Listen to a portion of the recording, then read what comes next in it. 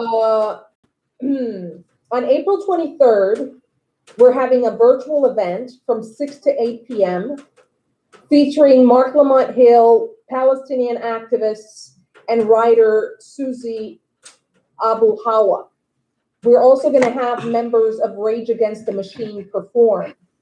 And this is going to be a fundraiser. This is all part of a celebration of Mumia's life, because the movement gathers on April 24th and that weekend to celebrate his birthday, which is on April 24th. Then on April 24th itself, we're going to have a rally at City Hall, again, recognizing Mumia's birthday, featuring M1 of Dead Prez, Chairman Fred Hampton Jr., Immortal Technique, and there are going to be buses and caravans coming from New Jersey, New York City, DC, Maryland, and Virginia. And that event begins at 2 p.m. in the streets, rally in front of Philadelphia City Hall. And then on April 25th, we're having a Maroon Shoats dedication from 8 a.m. to 1 p.m. And Russell Maroon Shoats is a Black political prisoner, also housed in Pennsylvania prisons. And that's going to be at Maroon Garden in West Philly. And it's going to be followed by a march to Malcolm X Park. And the event at Malcolm X Park is from 1 to 4 p.m. And you can find information about all of this at letmumiaout.com. letmumiaout.com. So we've got a full weekend of protest, celebration, and resistance. And everyone and their mother is going to be there. And we ask people to join us, but also join us most immediately at 4 p.m. when you are going to get the skinny on Mumia's situation and what he, his family, and the movement underwent in the last week. Yeah, definitely. Thank you for that. And it looks like it's about to be up in Philly pretty next week. It's about to be a hot weekend in a couple of days. So I look like I will definitely be heading up to that joint for sure, and look forward to seeing whoever's up there with us. Speaking of that point, though, I have one question. I know, Kalonji, you have a lot of experience with this. One of the things that's actually happening right now is just sort of selfishly, is my hip hop class is joining us, or should be. And I do like to point out to them some of what you all have raised, and in terms of Johanna, even talk about some of the folks that you have coming out on that weekend. It certainly, for some of us, brings back a lot of memories of what used to be for a time, Kalonji, called hip hop activism. So I can't help but laugh every time I struggle with that phrase. But yeah, I know, yeah. But hip hop has been a lot, has had a lot to do with promoting Mumia and other political prisoners' cases, despite a lot of the bad rap, pun intended, that hip hop has gotten over the years. I'd be interested, Johanna. I know you probably on the clock more than anybody, but if before you leave, if you want to say a word about that, and then anything else, as I know you have to get ready to leave. But about hip hop activism. Yeah, about the rap world's involvement in supporting Mumia and political prisoners. Well, I think the broader question is, what is the relationship between art and struggle? And what leads to struggle, always struggle and revolution, create the conditions within which the most creative, piercing, emotional, meaningful art, music is produced. So art, art is usually in the background, and definitely some artists have their finger on the pulse of the moment, but ultimately we need to let artists be artists. right? We need that because we need art. And there are moments when there is this incredible fusion of art and revolution. And of course, there's Hollywood and the music industry, which is predatory in the United States. But if you look at the Mumia movement, there have been some very consistent hip hop artists who do what they do from where they are. And Immortal Technique is one of them.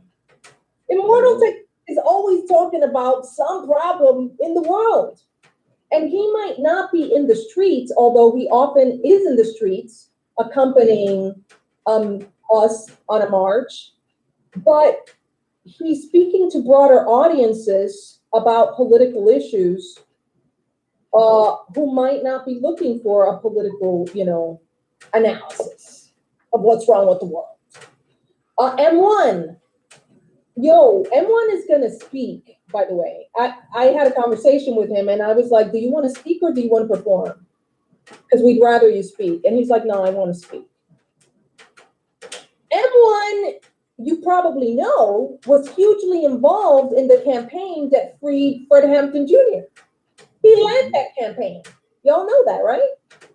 So before M1 was a hip hop artist, he was an organizer. And so every time I hear M1 speak, I'm like, yeah, that's an organizer right there. He might be pretending to be something else right now, but he's got politics in his DNA.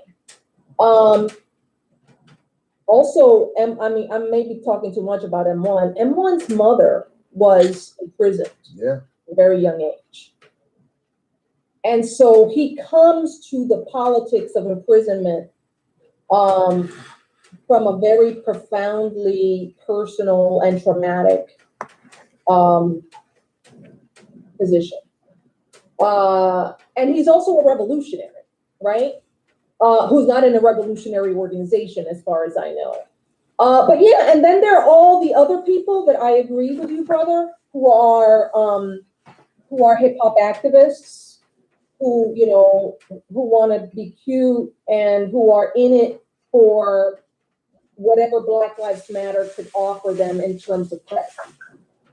And I said, please.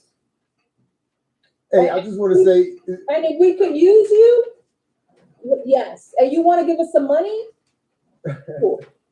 Well, just quickly, to shout out to this is Revolution podcast with Brother Miles. This is not what I'm talking about, but this is exactly why I phrased the question the way I said it. I'm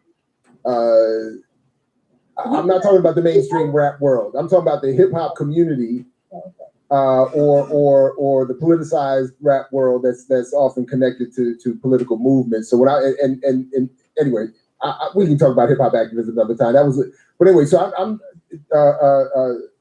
Can I just say one last thing? I think it. You know what? I mean, I've taken hip hop artists to visit Mumia, like at least 4 or 5 of them, and it is a little depressing because it takes a lot to visit Mumia. Like, you got to be on a list, you've got to be prioritized. It takes cartwheeling backward, fighting with the state, and then these folks don't even put their fucking picture up on social media that they took with Mumia. So there are, of course, I think that anyone who thinks that art and hip hop is going to get us to the revolution is crazy. Right. There are limitations, but the best hip hop artists, I think the best artists generally connect emotionally with the world and amplify people's understanding or amplify a radical understanding of the problems in society. The hip hop artists they're not organizers. Right on. Kalani, anybody want to jump in on this? Anybody want to say anything? And again, I'm trying to be mindful of the time. Anyway. I'll add on after Kim Brown. We haven't heard. downtown Kim Brown. Yeah, come on in, burn it down with Kim Brown. Unmute that mic, Kim. Yeah, unmute that mic. There we go. Oh, it's There you go. You're good now. You're good. yeah. I'm sorry, I've been quiet. Figure out that the underlying cause of Mumia was going, and that has surrounding Mumia. Is there anything that you all would want to say, or any response or any thoughts about the what I'm describing here as pockets of insufficient discussion or coverage where we might think it might come, or anything at all about I don't know, or is my frustration misplaced, or any thoughts on that?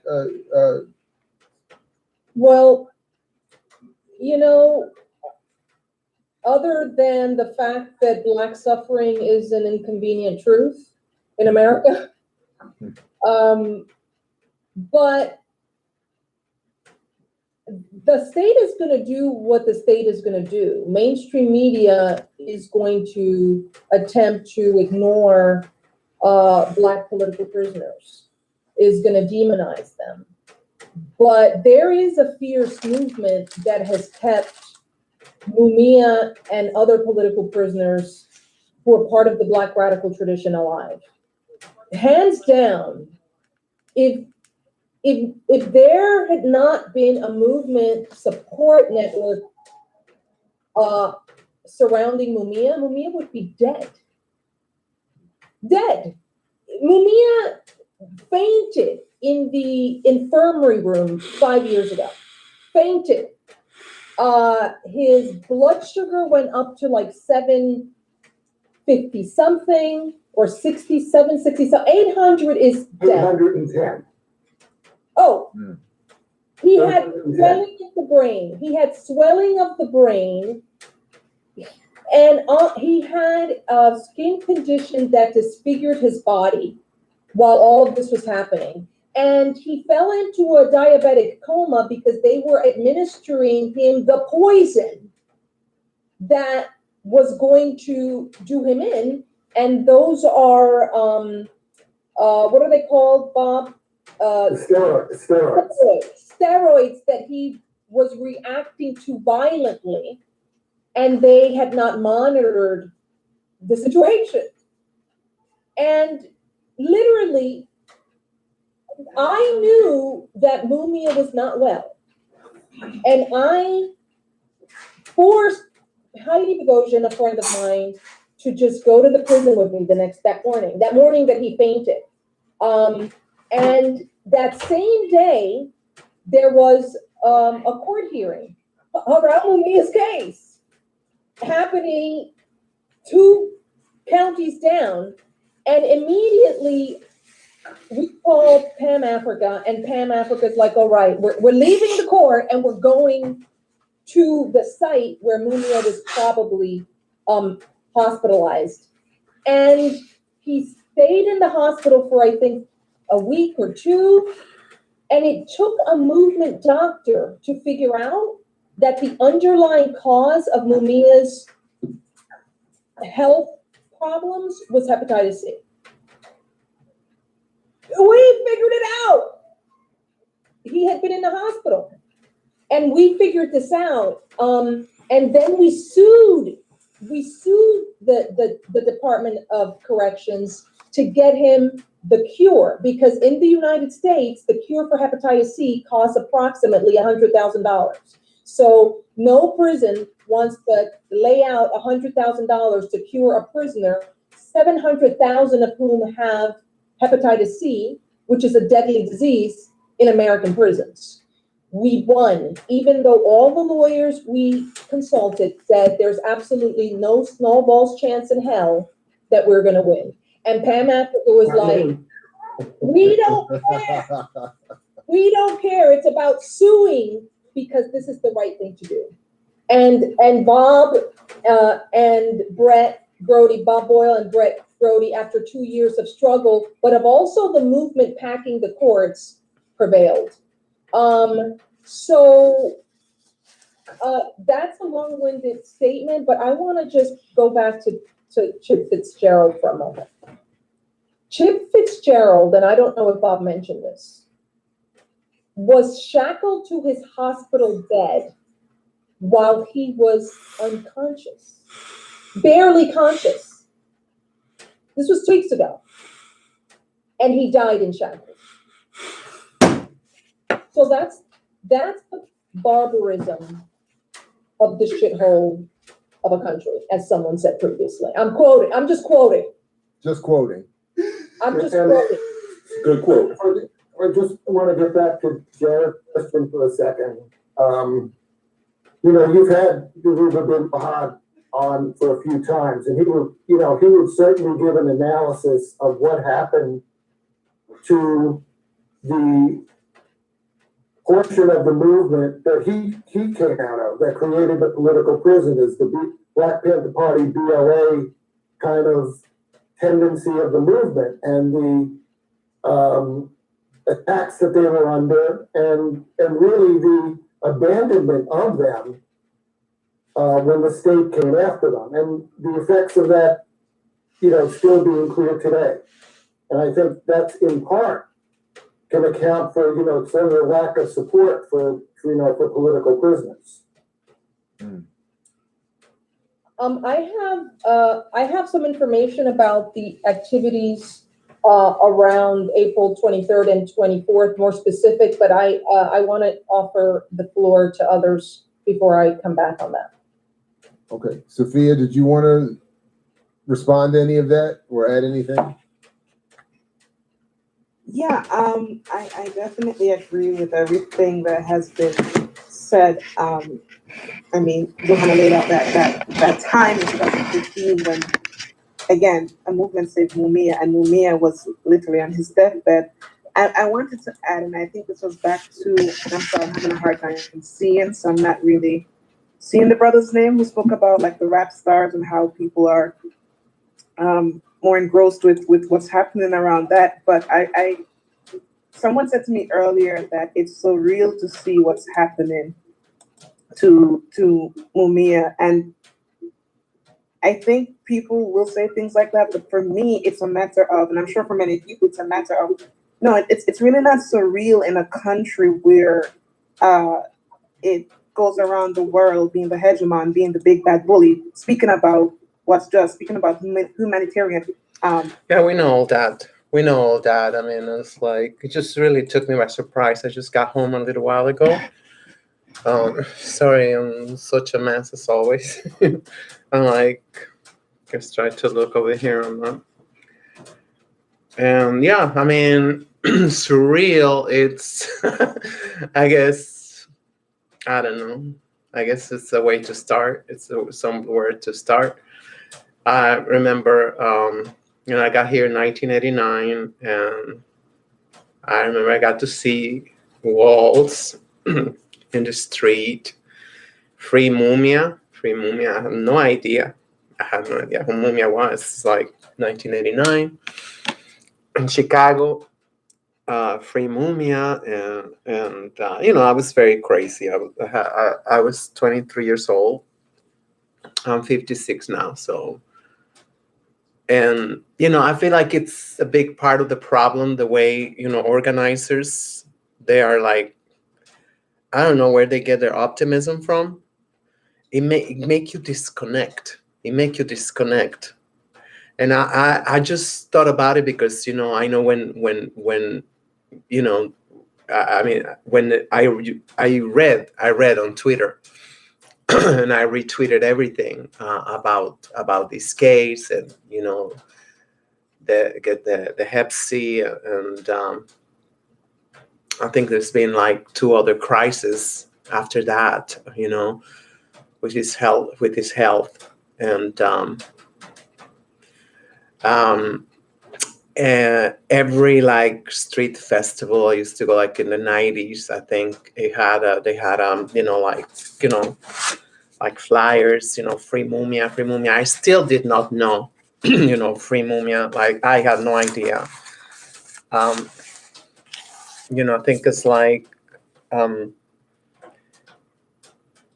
it's a very, very, very, very hard for a lot of people because of the the miscommunication, especially before the internet, and even now, like I said, it's kind of like, they say like, yeah, he got the cure for Hep C, and then you like, and you like tune out, and I mean, this is like ADD capital of the world. So I think we need to do a better job at communicating, without being optimistic. Like, the gentleman who just died, I ignored that part about the chuckles, like, because when they tweet, sometimes that's all they do, and they can tweet, they went to college, whatever, they can like whatever, and just don't, like some detail like that, and of course, I have, not a million things to do, but I mean, I'm invested in my home country, in Mexico. We just had an amazing president that, we haven't had in like, I don't know, 70 years. We haven't had a good president that we elect. Most of our presidents was like, agents that changed the constitution and gave everything, or soil, or even the Gulf of Mexico. Obama took almost half of the Gulf of Mexico, concessioned, I think, for 100 years. I mean, this is something that our African American brothers and sisters, they tend to not divide. That's divisive. That's like whatever. And it's like, even when amazing master teachers like Dr. John Henry Clark, I mean, I think all of them, they agree that Africa, is where it's at because of the biracial class. And I even hear now that even in Haiti, that, oh my God, no, the biracials, there was not, they helped the freedom revolution. And, I think if you read the Black Jacobins, which I haven't finished reading, I think I like get the idea. I mean, like, it was really pissed off because it was like extremely wealthy, the biracials. There was like, and there was outrage that they wasn't having full white privilege. That was it was fighting for. And it's always like the humongous, fuchsia elephant in the living room that, I mean, I'm just, angry that, I cannot believe, like 1989, it's like more than 30 years. And I think like every 10 years, I tune in and tune out, tune in, tune out. I feel like the organizing campaign's been kind of like,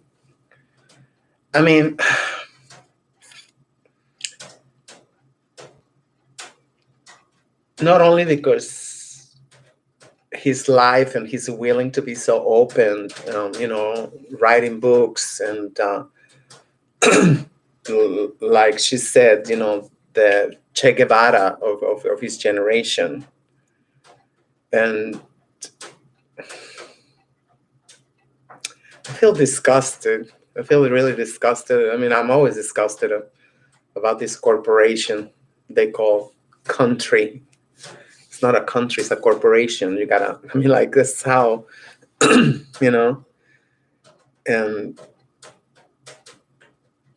not once, I think, they denounce, this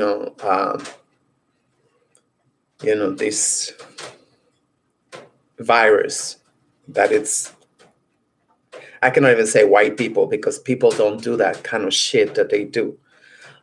It's obvious that they're determined to have, like, that the other gentleman, which I did not even ever heard of, as far as I hear. I never heard of dying in chuckles. We know African American women giving birth in handcuffs and chuckles, and it's just this is really.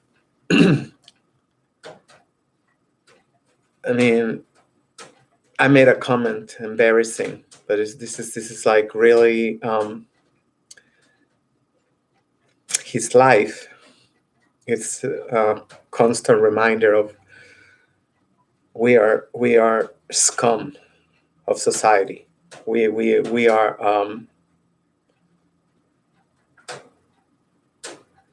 There's nothing we can say that be optimistic about when we have Black leaders like Mr. Mumia. I mean, but this is, I mean, like the Honorable Malcolm X, warned a million times saying, beware of the white liberals that they seem to love. I didn't know there was a white guy over there. I mean, I like, I have friends that, nobody know unless they know their mother or, whatever, that they're African Americans, right? So I thought it's like, I mean, if I was that guy, I don't know who that is, I would be like embarrassed. I will say, first of all, guess what? I'm not going to show my face.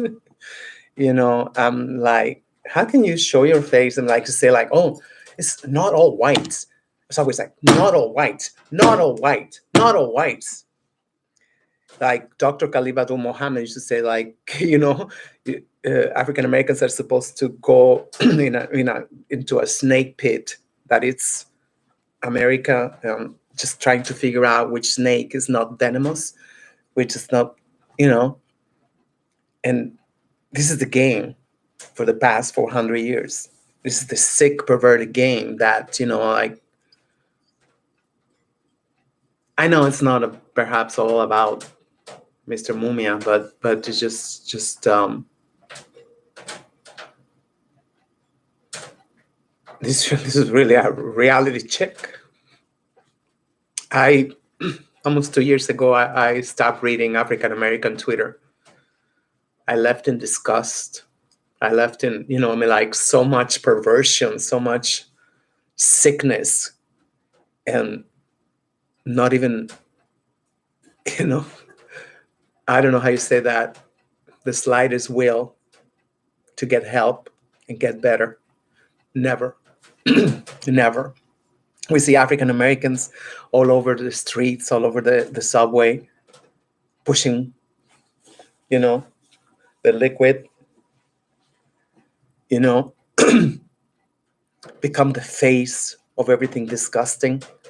We saw an hour and a half tribute to Megan Stallion, of all bitches. I'm sorry, I apologizing to the bitches.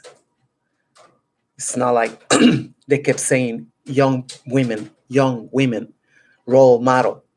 And this tribute was done by 83-year-old Congress woman. That's a woman. Then I guess I'm Chinese. I don't know. 83-year-old. I mean, this is the holy grail of Black politics. Almost 6 decades. The same time. How many times Maxine Waters been outspoken about this? Not even a petition to say that she must resign. And the person who sent me that video, I mean, I'm sorry I sent it to you. Like, you're so upset. You're still upset. Yes. By the time he sent me the video, that video was already a month old, and silence. I saw one African American woman saying that the problematic part is because she rap about her wet vagina. There's nothing controversial about that. No, she rap about, being a sperm bucket for the right price, drugging men. That's what she do. And her number one audience are little babies. I wasn't talking about that. I'm like, I don't know what happened to everybody's moral compass. I don't know where they're saving their outrage for. I guess they're saving their outrage for, their junk food being cold or not getting enough barbecue sauce or something. So that's all you hear on African American Twitter. It's revolting. I mean,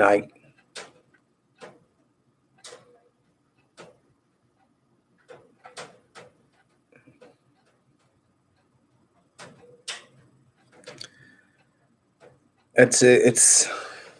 I mean, I don't know. I just keep getting those flashbacks. All these festivals, always like stickers, palm cards, booklets.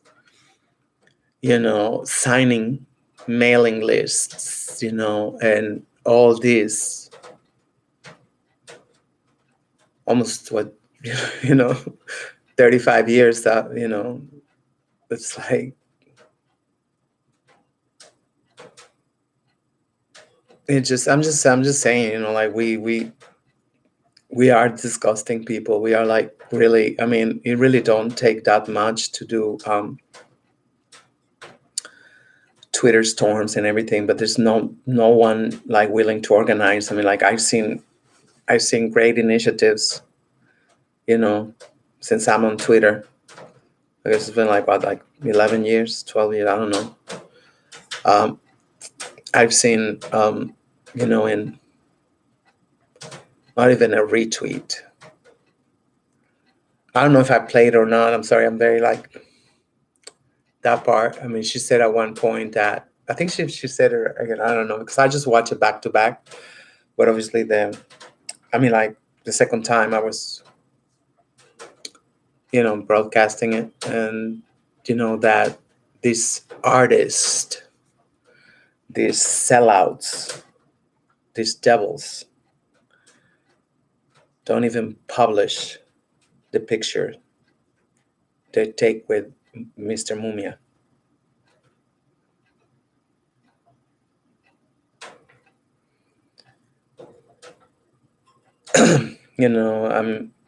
My father is an alcoholic, and finally one day I agreed to go to Al-Anon and save my life. Al-Anon. So, but that's why I'm conflicted being an enabler, enabling,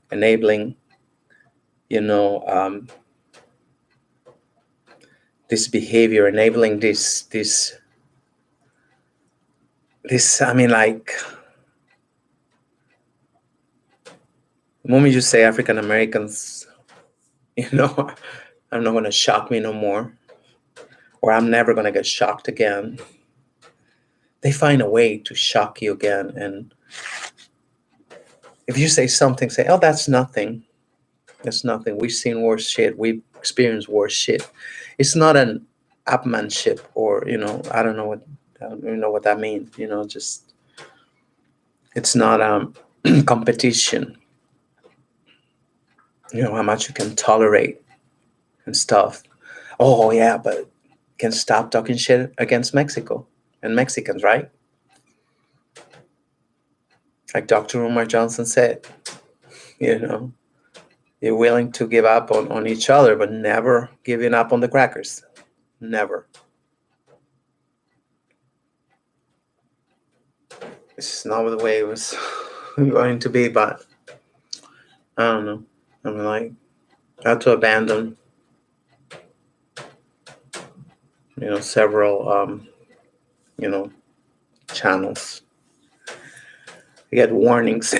One, I got so many that they say one more and it's over. And they're like, well, bye-bye. You just gotta, it's good for, I guess, you're following storage. That's it. You gotta go like open and abandon, like guerrilla tactics. That's just what it is. I mean, people, they don't even think. These are all educated PhDs and stuff. They don't see that if they shut down all the social media accounts of the president of the United States, whether you like it or not, I didn't like it either. Donald Trump being the president of the United States. They not like it. But if they do that to their own, now all bets are off. All bets are off. You know, going back to those times, you know, they just started a coup and, you know, shut down electricity, the phone service, telegrams, shut down everything. By the time they turned it back on, they had already taken the bodies, mop up the blood.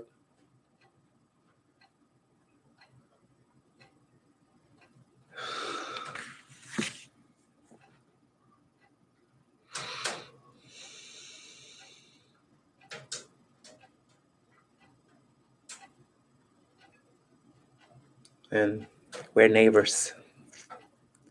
Neighbors. Worst curse ever. Having a neighbor so disgusting and filthy and loud, obnoxious, putrefact, immoral. Talking shit. How dare you talk shit up against Mexico? How dare you? We abolished slavery 25 years before your slave master did, that you love so much. We're doing great things. You cannot wait to sabotage. You cannot wait. I hear every day Jason Black, Professor Black Truth, always like, you know, talking shit. Like, you don't even know. You know, like, yeah, why don't you stay in your country? It's so great. Well, if your slave master stopped bombing us and stop, you know, killing our leaders, imagine if that's what they do to us. And we got land. We got lots of land. Imagine what they're going to do to you. They got no land. Nothing. Only twerking. You're going to defend yourselves twerking? I'm sorry, you have to be brutal. See, most of your women not worth $1. I'm sorry to say that. I'm like, fuck it, another channel going, fuck it, I don't care. This one is, I opened March 21st. I don't think it's going to make it to April 21st anyway, but I don't care. I got to say this, somebody might hear it. I speak what I see. It's not the truth, but this is what I see. I don't lie. This is what I see. What I see is shit. Mierda. Mucha mierda.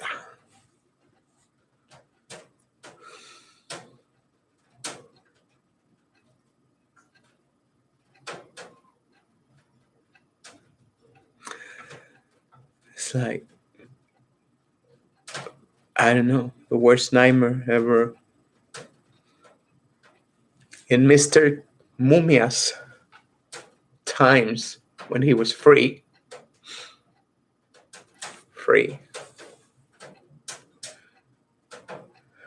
There was no internet, there was no whatever, even a conference call was so expensive. Now we got to do just a retweet, you know? Not even that. You don't see that. We don't see just how gone we are. Just look up in the sky. Freaking graffiti. Crackers say they hate graffiti. So why they do graffiti in the sky? Or we let them say whatever shit they want to say.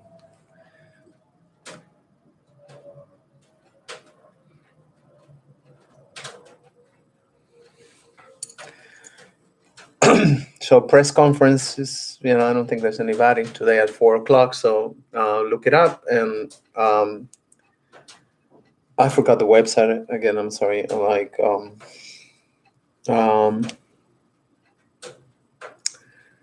but it probably will come out due to a good search. I think it's free letmumiaout.com. I think I remember. It's like, of my memory, it's just like, We have elections coming up. More than, I don't know, 70% of the candidates are women, bad wenches, ready to sell out. Just they had this movement that Bronx is not for sale, led by lesbians. Now they just spread their legs. Gone.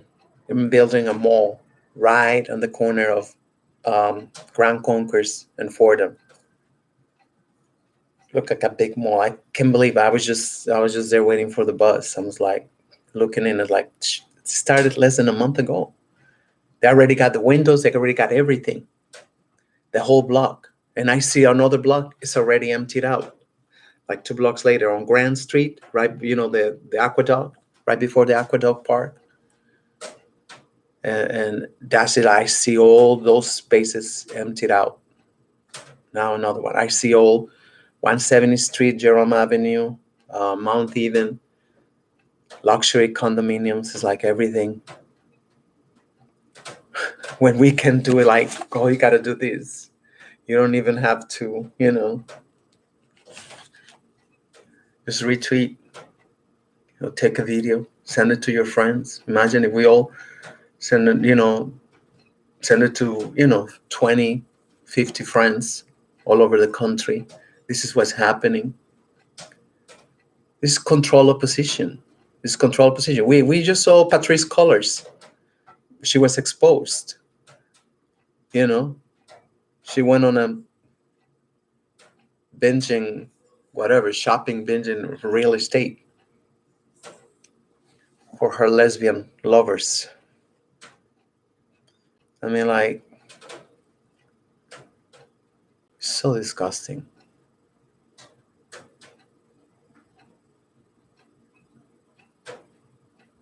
I had to keep my sanity. Like, I decided to follow again. I haven't seen his shows in years, and this brand new channel, I just, I mix what I like. I think he's the same guy. I don't even know. There's so many people, like so many, like so much clutter, and it's just like, and just talk, and like people are just like watch things like it's a soap opera, not like it's actually happening in real time. We don't know the difference no more. What's information, because the brain just archives it like, oh yeah, information, check. Yeah, we know this.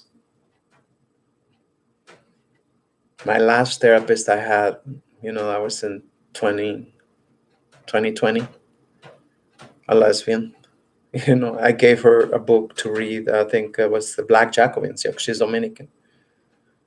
She read it in 3 days. I saw like, we're going to have great conversations. Yeah, I read it. Yeah. Yeah, it was 75 cents on Amazon, the website. I don't want to make commercials. On the website, 75 cents, she got it in the mail. And she read it and like, she was like, yeah. Information. She had nothing to say about it. I'm like, you can read everything. You go to college, go like, but everything is information. Like Dr. Valentine said, just, the only way to learn is to be it. So they switch that. Oh, learn is just that you read about it. That's how you learn. Scam. We have millions of bitches that are bitter and up to here in debt with no job, underemployed because there's no jobs. They wanted to, get your degree, study. Gotta go to work. You leave a crib unattended, especially these days. We have entire generations of babies being raped and molested. Oh, because they're a bad bitch, right? I'm a bad bitch, gotta go to work. You gotta wonder where you're making your money from. You're making your money when you go out, or you get your money when you get back home. The babysitter cash you inside, huh? You gotta wonder now. You gotta wonder. It's just a stench of filth and shit coming out. They're all on code. All on code. Nobody call out Maxine Waters. Gotta wonder. You gotta wonder.